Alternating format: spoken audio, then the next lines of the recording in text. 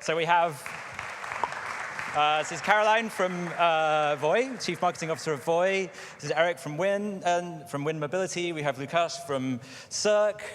We have Lawrence from TIA. We have BERIANA from GRON. And we have Ben from Spin. Did I forget anybody? No, excellent. OK.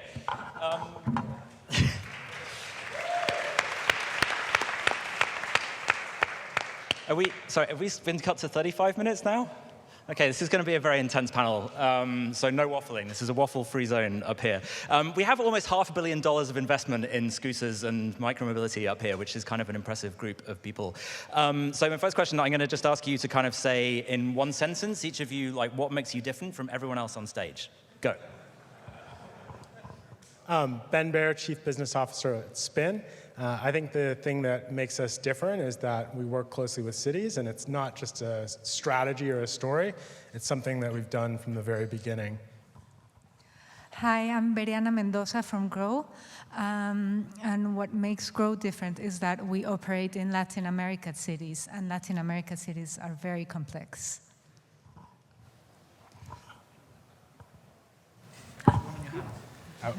Hello, my name is Lawrence, co-founder and CEO of TIA. What makes us different? To put it in a nutshell, I would say we make very few mistakes. Good answer. I'm LUKASZ, co-founder and CEO of Circ. On what makes us different is we have a great team, it's one. And the other one is like we're orange. Okay. Hi, Eric from WANG, co-founder and CEO of WANG. What makes us different, I think one is we're very hardware focused, right? We're doing a lot of design of our own hardware. We run the basic end-to-end customer journey from making the hardware to running the scooter operation. So second point is we're very operation focused, right? And yeah, we're also yellow, so the only unique one here. Hello, my name is Caro, and I am the CMO of Voi Technology. What makes us different? I mean, first of all, we were orange first. Okay. And second, we have a pretty heavy user-centric focus. So we're not only trying to get people from A to B, we're trying to create an experience where people can get from A to B in an easy and convenient way, and more so by allowing them to do so in a safe way by, for example, launching Europe's and I think the world's first traffic school for e-scooters. Okay, great.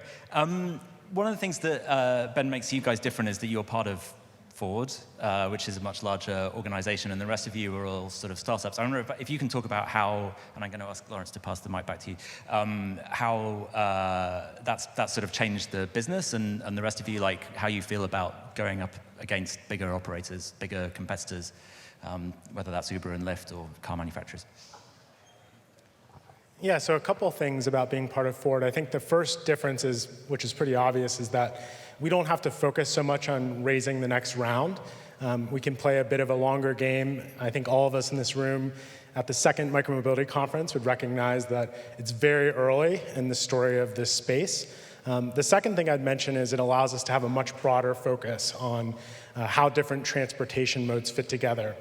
So we're launching a program in Pittsburgh that is a first of its kind mobility as a service consortium that includes Spin for e-bikes and scooters, Transit app as the user-facing interface, Swift Mile for 50 charging hubs across the city, Zipcar for car sharing, Waze for carpooling, and Ford Mobility providing a back-end data layer, all integrated into one service. That's not really something we would do as an independent scooter company, but as part of a huge Fortune 500 transportation company, we can think about that bigger picture and where that fits in with AV in the future as well. And BERIANA, you've already merged, right? GROW is green and yellow merged together, which is one of the most brilliant branding decisions I've ever encountered. But how has that changed things, and how have you integrated those businesses together? Well, it's been an amazing integration process, and I think the next game changer is going to be our factory in Brazil, Because in Brazil, there's 110% of percentage for imports. So now that we're going to be assembling scooters in Brazil, it's going to be a game changer. And from that experience, we want to take it to Mexico. So to provide scooters for Chile, Peru, and Colombia. Great. And yeah, Lawrence, well, I don't know, anyone that wants to jump in, like, how do you feel about sort of competing against sort of bigger integrated groups? Well, first of all, I think we are in the very early stage of disrupting mobility. So I think we all wake up in the morning and say we don't need cars in our cities. So we kind of have this common goal. And I know a lot of people here that are sitting here and we actually help each other. So it's a tough competition because you're raising a lot of money at the same time. But on the other hand, we have the same mission. So I think competing is the one thing, and I think we are not Uber. So we need to make sure that we are being efficient, and also I think we part of this bigger global change. So I think it's better if we all compete against the old industry, which is the car industry. And therefore, I think we need a lot of innovation and support each other. But is Uber the car industry? Well, I think what they're doing is they are increasing the traffic in cities, mainly with the ride hailing, and it doesn't help the cities. So we have more traffic jam. So therefore, I see it more of a car company than really changing mobility for good, which is our personal mission. Okay. LUKASZ, do you think there'll be more consolidation in this sector? How do you sort of see your competitors as potential future partners? So I would second what Lawrence just said. Like, it's a very early industry. It's like year 2 or 3, depends how you count. Some of the Americans are already longer in the game, but it's like still super early, and those differences are going to blur. Yeah, now like the European companies, now everybody is getting this platform right, be it like vehicles, be it like tech, the infrastructure within the cities. And now it's like exciting to see like how the next steps evolve. Yeah, I think like most of us are working on swappable batteries now, like how to make the operations more efficient, how to integrate with it within the cities, and yeah, and it's great to be like part of this force to augment mobility and to bring it to the next levels within the cities. And in terms of can the market sustain all the players that it has at the moment? Probably not, yeah. Because of like how many players are there, like 15 or something like that. So this is going to be too much, yeah. So they might like find regional focuses. Some of them might consolidate, like Yellow and Green did in Latin America, to form the leader there for the continent. Yeah, but I think it's still early, yeah. So right now everybody is still fresh. So give us a couple of years. It's been an accelerated industry because, I mean, everything's moved a lot faster, as the Horace's slide earlier was kind of saying. I mean, Eric, what do you think will trigger that consolidation in the sector? What's the kind of moment? Is it a capital requirements thing? Is it a competitive thing? Is it a regulatory thing?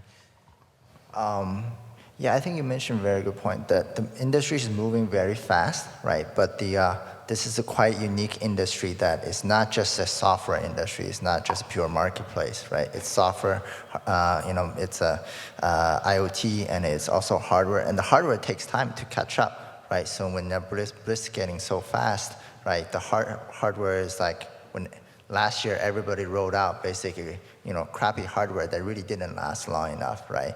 And in a certain way, you wasted a lot of capital, right? And I think potentially, when the hardware gets better, right, then, unit economics still get it better.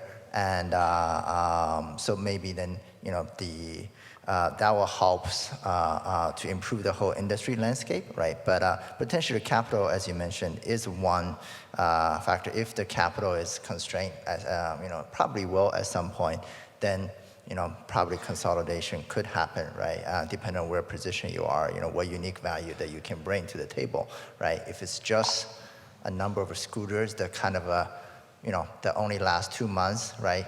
Then it's probably not as significant of, let's say, M&A value, right? But there is a value of being a less competitor. So it's slightly different, right? This, we've seen whenever there's a hardware play, also in other geos, it's not so clear if the M&A will ultimately just go to just one player. Right?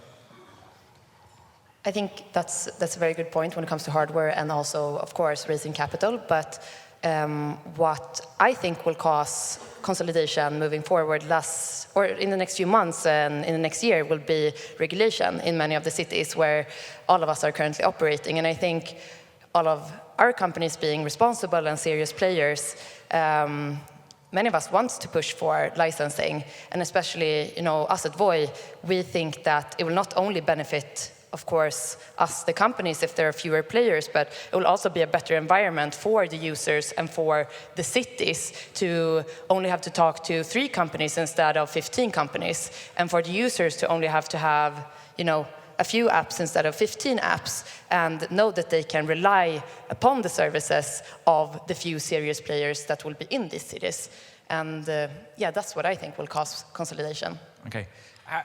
How is the fundraising environment for those of you who are still private at the moment? What are the questions that investors are asking? What are the sort of metrics on profitability that they're wanting to see? Lawrence?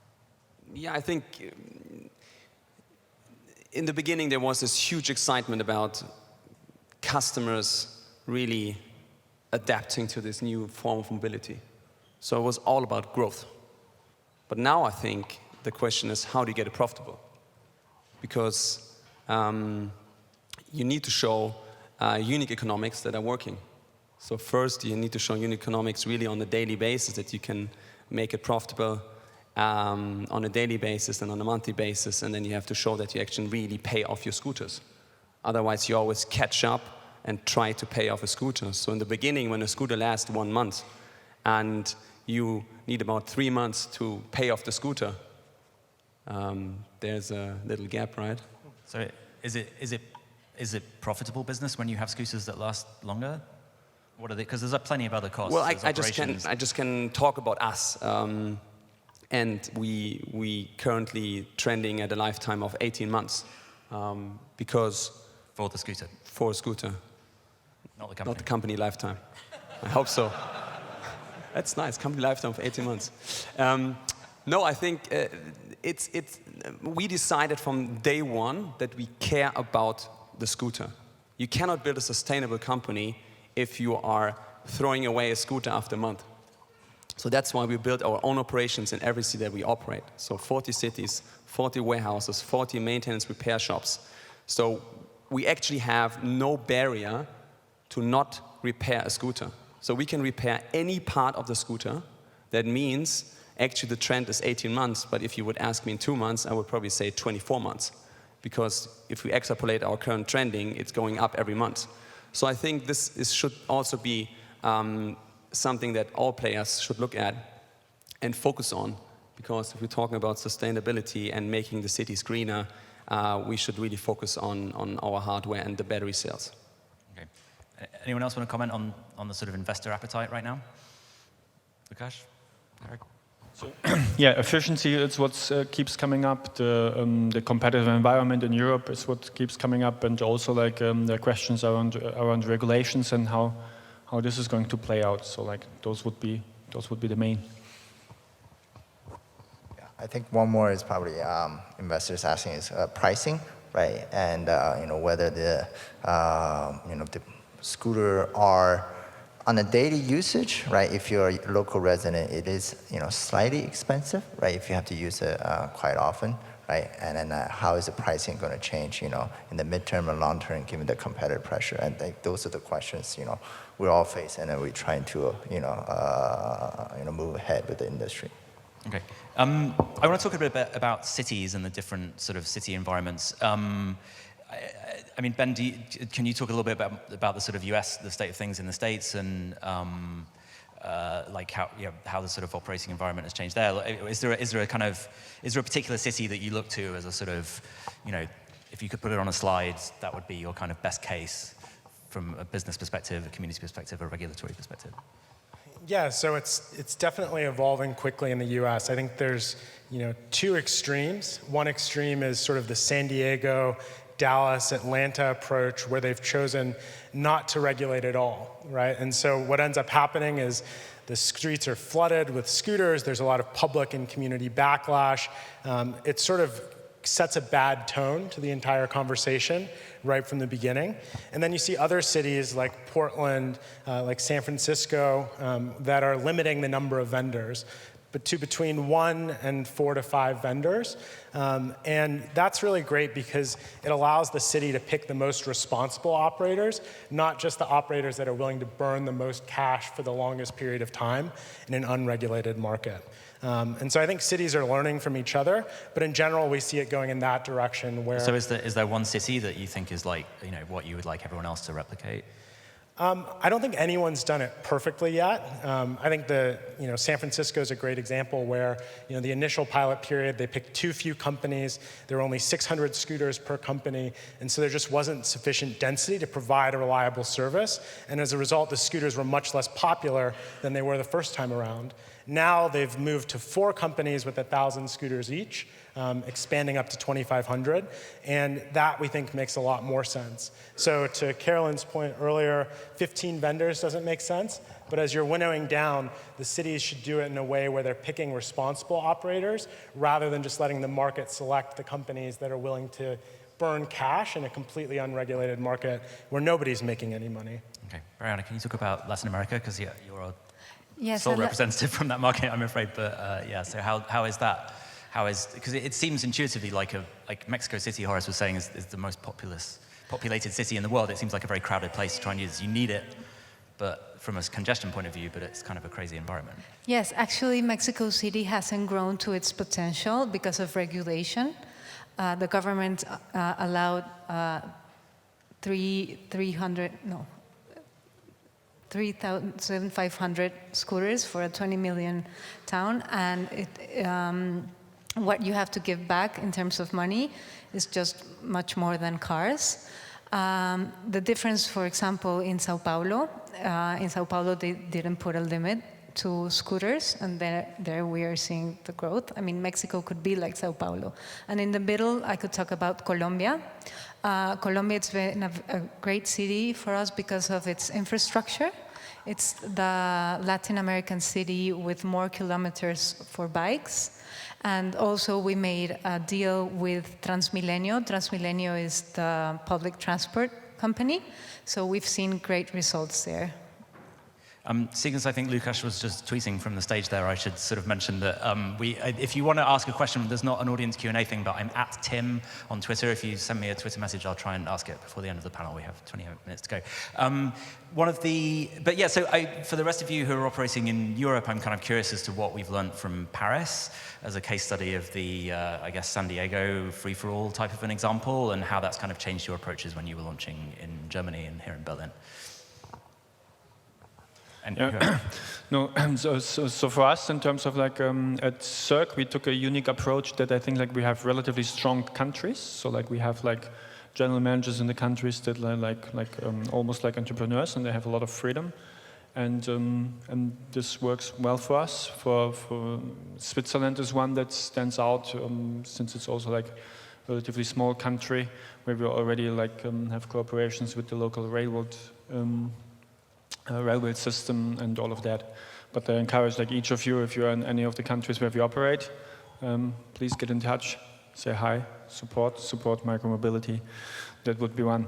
Paris was one for us that's been challenging because it was a combination of scaling very fast and very competitive environment, and also some backlash from the population in terms of what is perceived as a lot of clutter. So from the city now is considering to regulate that with a tender, and we're looking forward to that. Yeah. So you want to go back? I mean, you want to be part of that city going forward? It's not too... I think it makes sense to all of us, yeah, since we're present and we proved that we can operate there, so... I think that the point with Paris was when investors looked at the European landscape, Paris was the first market where everyone went into. And Lyman Bird went like hard scaling. And if you talk to US investors, the perception is if you want to win Europe, you need to win Paris. And that's why everyone was like tackling Paris really hard. Because I think it was a big market for Uber, it was a big market for Airbnb. Exactly. So. The experience is, for Uber, it was a very strong market. So that caused a very liberal government who welcomed all the scooter companies with open arms and an unregulated market with like kind of unlimited cash. The result is what we have seen.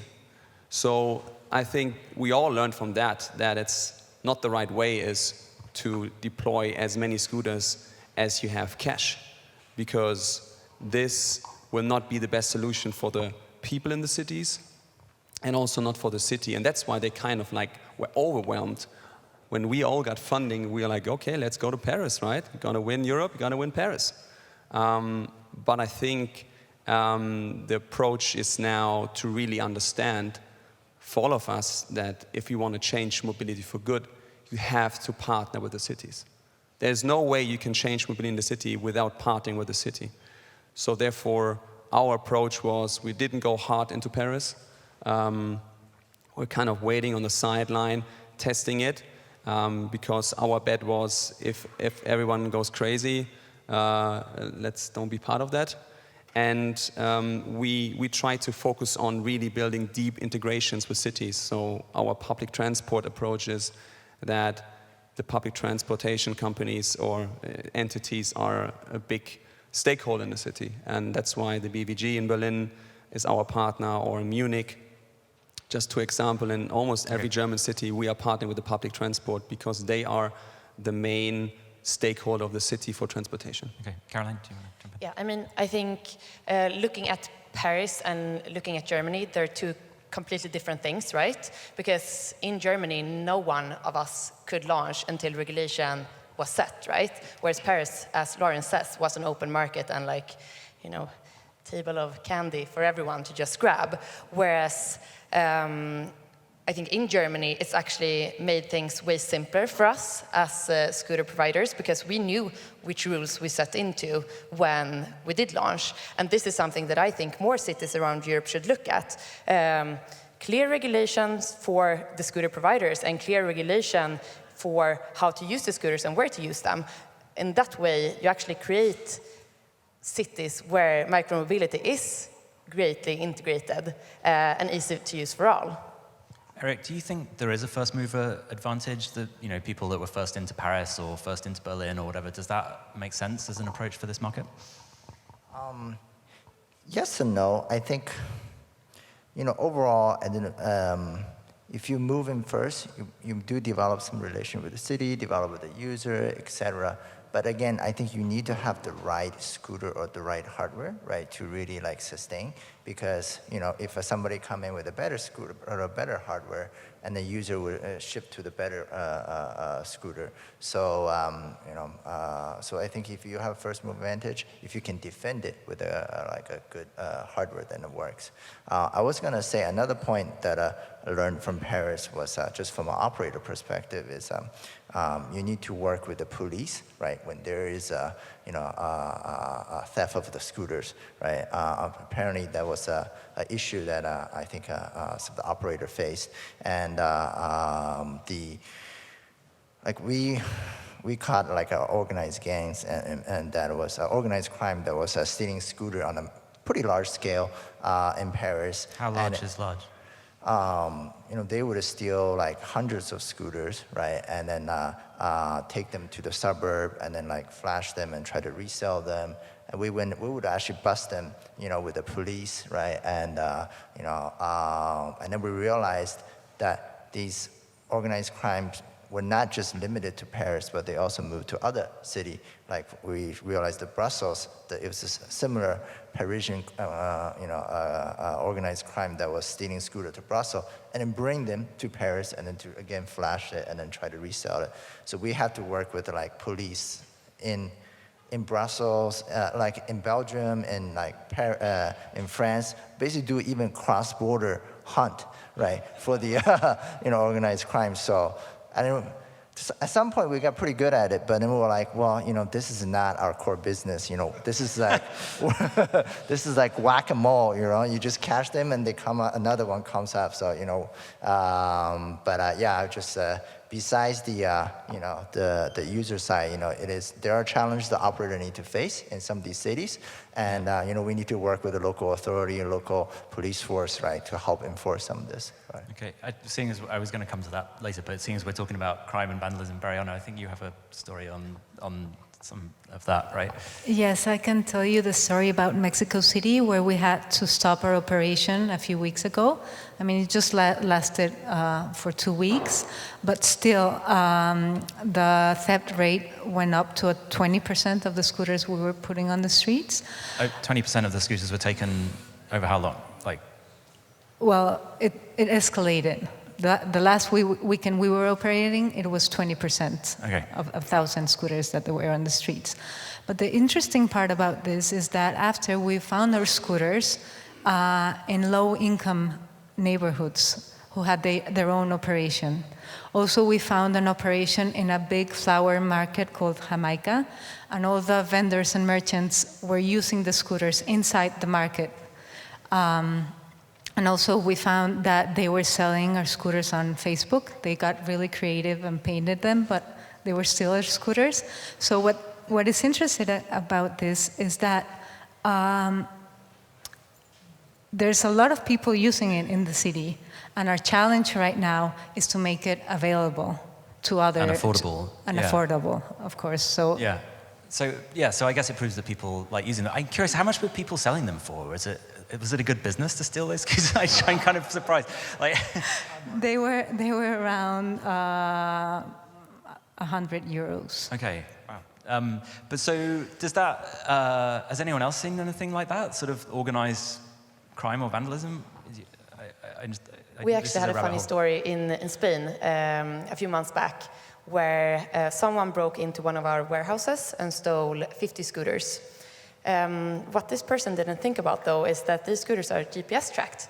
So we saw them in a truck going, they went maybe 20 miles outside of the city, and there we found them together with the police and got the scooters back. Okay, great. That's a happy ending, at least. So, to one comment to the theft, I think if the business goes so fast that not everything goes perfect. It's like blitzscaling, right? You try to conquer markets, and then you have to catch up, and you have to repair and rebuild stuff. So I think in this blitzscaling industry in that we had scooters that could be easily stolen, easily flashed with YouTube videos, sold on marketplaces like Facebook. And to your question, is it a profitable business? If your buying price is 0 and you sell it for 300, I think it's quite a good business. Not that I'm encouraging that for anyone here. I was just kind of curious as to how. Anyway, moving swiftly on. I guess is one of the reasons I was talking about first mover advantage is the sort of like that. There's a certain capital requirement that comes with that. There's a certain you have to sort of try and be everywhere at once. I mean, is it better to kind of pick individual cities and win those, or sort of blanket coverage like some operators have tried to do and be everywhere, even if it's in a smaller number? Eric, you kind of answered that one already before we got sidetracked, but I don't know if others have a kind of view on whether it's important to get there first. I think, Eric, I think maybe you already answered that one. Sorry. But. Yeah, I was thinking.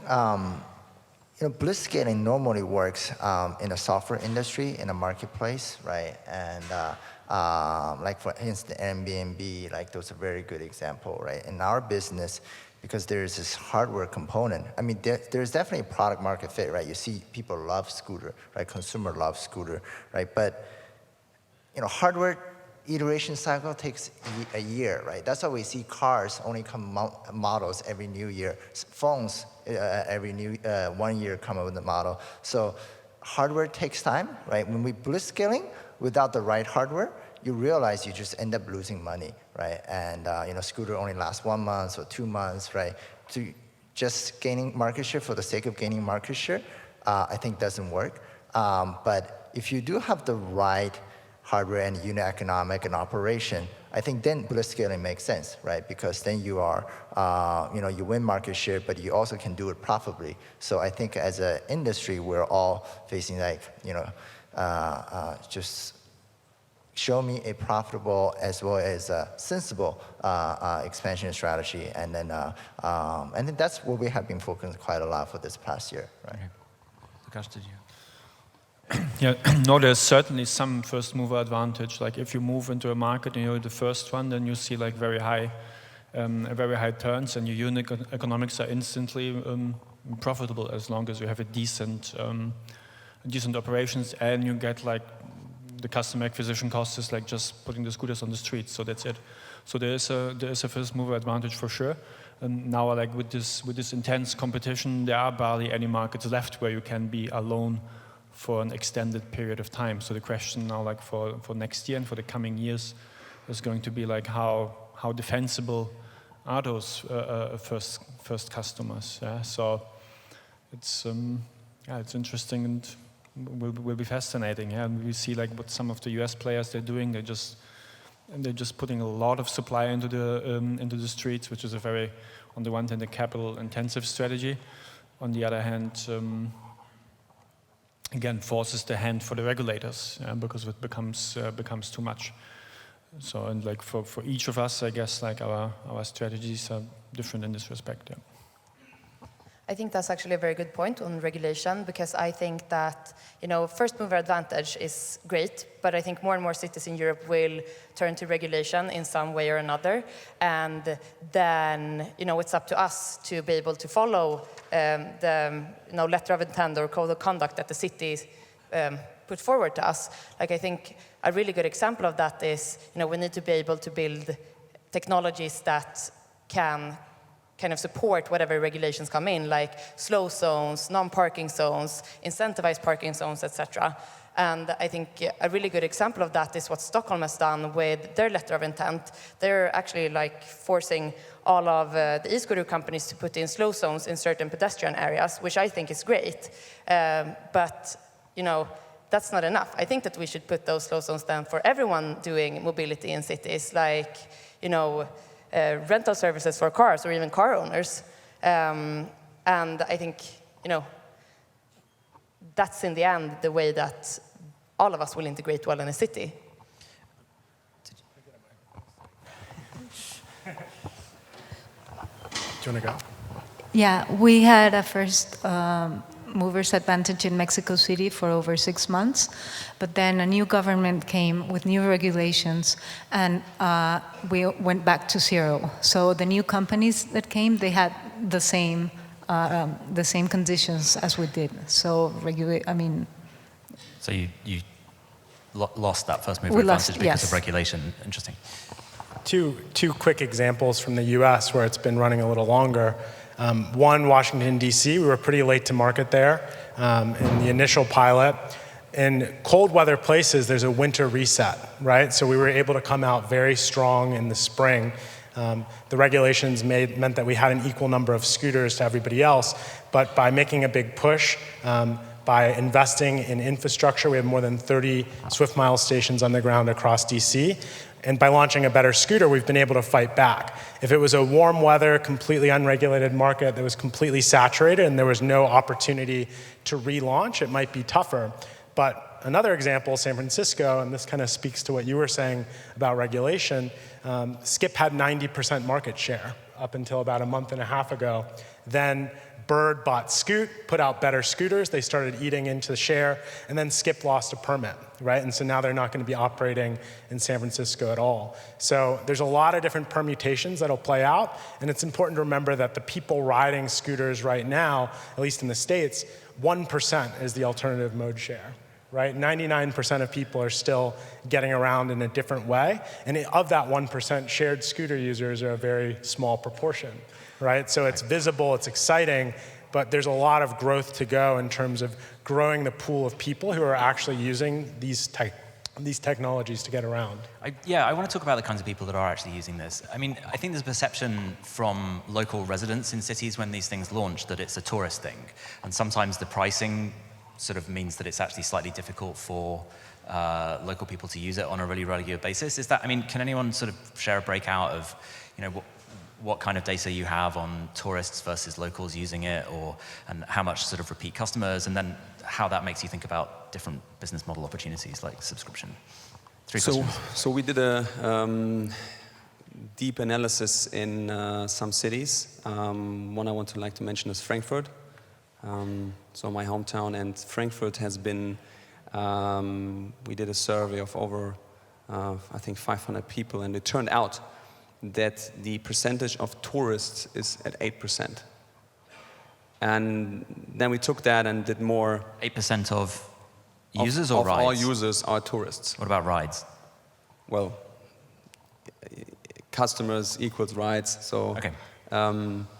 If you also take the other metric, a customer does several rides, so I think it's rides, so 8%. And then if you look at all Germany, it's around, depends on the city, Berlin is a little bit higher, but it's under 10%. So the public perception is tourists are riding the scooters. It's actually not true. It's maybe more for companies who are more globally, like Lime and Bird. So I think this is, if you would ask them, I guess their ratio is higher. And then the question is, why do you use it? So we don't want people to switch from walking and biking to go to a scooter, because we want to change the traffic in cities. We want to get rid of cars. So our analysis in Frankfurt showed that over 30% are already leaving their car at home or not using a taxi and using a scooter. So this is the good thing about it. And the challenge is, let's get this up. Like, we have to go to 40, 50, 60, 70%, that really people leaving their cars at home. And we can't really expect that everyone is selling their car in the first summer of scooters. But there will be hopefully a discussion at Christmas when people talk in their families like, do we need this car? Do we need to pay for a garage? Do we think it's the right thing for our environment? Our kids are demonstrating against climate change. So I think if we have more solutions for mobility within cities, from public transport connected with scooters and maybe other services that are emission-free, I think then we come to a point where we're really disrupting the industry and people will sell their car, and then we're talking about something that you really daily use, and this should be the goal. Okay. I just want to add on to this that we want to separate that tourist versus leisure riding, right? So we see leisure riding, right? So we see a lot of, you know, I agree with Lawrence, right? So tourist is a small segment, right, of the user, but we do see a lot of local usage, right? What is local usage, right? Local usage could be commute, right? Going to like run your errands, right? And to ride for leisure over the weekend, right? So we do see, you know, on the weekend there's more demand, right? And because people want to ride it longer, want to look for fun, right? But that doesn't mean they're tourists, right? They could be just also local resident doing so, just try to have fun, right? So, you know, certain market could be tourist market. If you're launching in, like, say, Spanish island that was popular for tourism, then it's mostly tourist user, right? But, you know, most of the major represented city, like French cities, you know, like we can see Israeli city, there are significant, you know, I would say, you know, over 90% of the user are the local resident, right? Okay.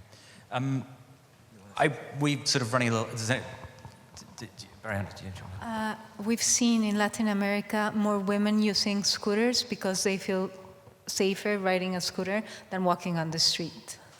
Interesting. Okay. More women than men, or more women than here? More women than men. Interesting. Because I think that's different to some. What's the gender balance of other services? Do you know? We definitely have a higher amount of men using our scooters, and I think that's generally the same for most of the players operating in Europe. So I think all of us have this huge untapped potential and group of users that we need to start, you know, targeting more. Because as you say, like, I think it's a great vehicle for women. Like, I personally love riding at home at night. Like, I don't want to go in the subway and I don't want to take a taxi by myself. But riding a scooter, no one can catch me. You won't get harassed. Right. Back onto a different sort of safety topic. I mean, do you guys have any safety statistics that you can share, or kind of accident rate statistics, injury rates that you can share? Because some of the slides that we saw earlier were making very unfavorable comparisons with bikes, and I don't know if that's consistent with what you're seeing. So we actually did a report on accidents in Sweden since we launched last year in August. And of course, the amount of accidents have increased a lot in the last year. But what we see that media often fails to mention is that the amounts of rides have also increased by millions. Just Voi riders have taken more than 3 million rides in Sweden, and combined with the other players, I'm sure it's up to 8, 9, maybe even 10 millions of rides, with a few hundred accidents. And of course, one accident is one too many. But what we also see in these cities is that amount of accidents are usually higher at the beginning when we've just launched, and the number of accidents per ride actually decrease once people get used to these type of vehicles. And as I mentioned previously, I think it's also about the fact that many people, this is a new vehicle. We're putting a new vehicle out in the streets, and people don't know the rules. And many of our users as well are urban millennials who will never take a driver's license, so they might not even know basic traffic rules. And that's why I think it's so important for us to cater for them and try to educate them. So if you're unsure about the rules, check out our traffic school. Okay. Does anyone, given that the time is sort of running down, do you have kind of stats that you can share on this? Yes, I can share some data, because we offer an insurance for rides, because health coverage in Latin America is very different from Europe. So that's how we get accountability. So in April and May, of 1 million rides, they reported 68 accidents. That's 0.0065%. And we recently partnered up with the ITF, so we can make a system more legitimate to count accidents. Okay. For those of you who are visiting Germany, there's something called rechts vor links, which is a rule that I don't think is really global. So like if somebody comes from the right, on the right-hand side, so he can drive first. So sometimes the cars are very aggressive. If they're coming aggressive from the right, stop. And maybe some stats as well from our side. So we surpassed the 10 million rides, I think, a couple of weeks ago, and we had in total 250 accidents. And we're working very closely with our partner AXA. So we report every accident that comes in, gets reported to us. Then we check what actually really happened. And for me, it was interesting when the discussion was going on in Germany, like there's so many accidents. So what is so many? So I was talking to a big hospital here in Berlin, to an emergency doctor, and she was like in my friend's group, he's like, yeah, there's people coming, and I wanted to understand what's really happening, like why are they coming?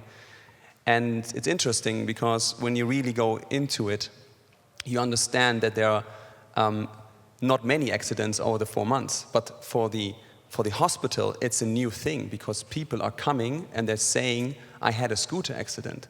So when she does her emergency night, she has bike accidents and car accidents, but then comes on top a few scooter accidents in the week, and then for them it's like, oh, it's like crazy.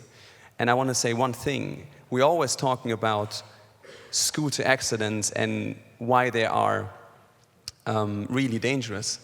I think if you look at biking statistics, 85% of all biking accidents happen because of cars.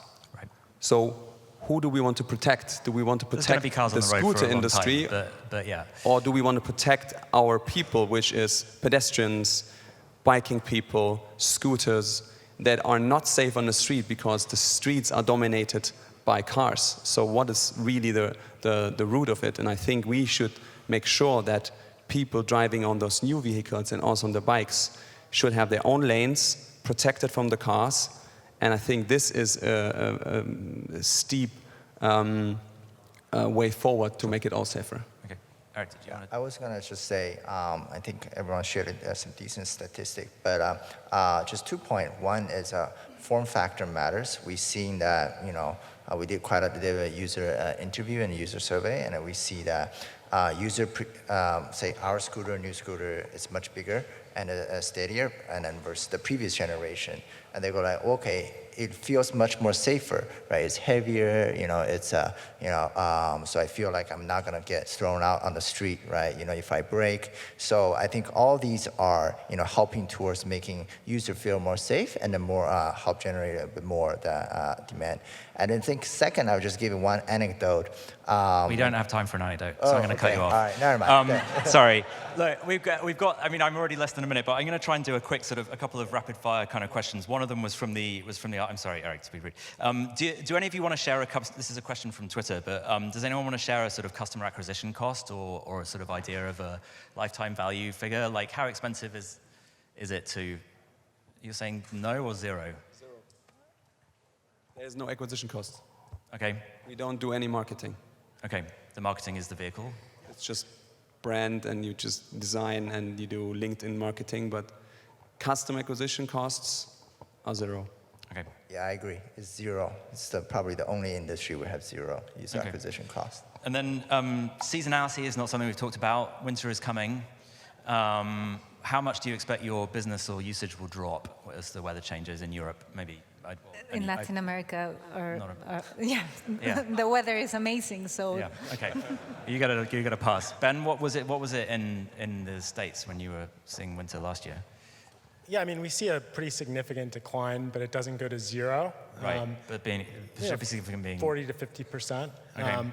And Detroit is very different from DC, where it's still nice most of the time. Okay, yeah. But it is a seasonal business. I think we have to acknowledge that. Yeah. I mean, we're already out of time, but yeah, go. Okay, quick one then. Us being a Swedish company, we had our first winter last year, and of course, it is a seasonal business, but at the same time, I think people living in the northern countries, and Germans as well, we're used to crappy weather. So when people get used to, a new way to get around, a new way to commute, they still wanted the product. We kept the scooters in for 10 days when we had really heavy snowstorms, but otherwise, people were riding. Okay. And then final question is just a number. Let's say there are 20 scooter startups operating right now. This time next year, how many do you think will still be in business? Go. 4. Eric? 4 or 5. LUKASZ? Like 6 or 7. Okay. 5. 7. Looks like high end is open, so I'll go with 8. Okay, great. Yeah. We'll come back next year for the next one. All right, thank you all very much indeed for answering my questions.